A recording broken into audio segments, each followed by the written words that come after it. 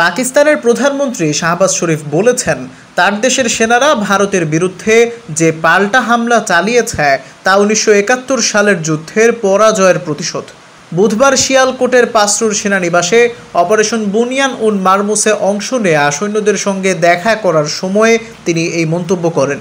শাহবাজ বলেন, ভারতীয় আগ্রাসনের জবাবে পাকিস্তানি সেনারা যেভাবে দ্রুত এবং শক্তিশালী প্রতিক্রিয়া দেখিয়েছে তা পাকিস্তানের ইতিহাসে এক নতুন অধ্যায়। তিনি বলেন, 1971 সালে পাকিস্তান যা হারিয়েছিল এবার তাদের সেনারা সেই প্রতিশোধ নিয়েছে। সৈন্যদের উদ্দেশ্যে তিনি আরও বলেন, পাকিস্তানের সেনারা খুব অল্প সময়ের মধ্যেই ভারতের বিনা উস্কানিতে চালানো হামলা রুখে দিয়েছে এবং এই ঘটনা ইতিহাসে চিরকাল লেখা থাকবে।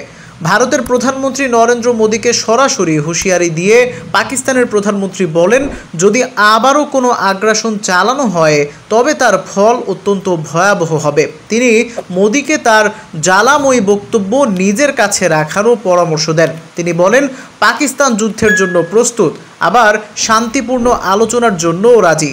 এখন পছন্দ ভারতের।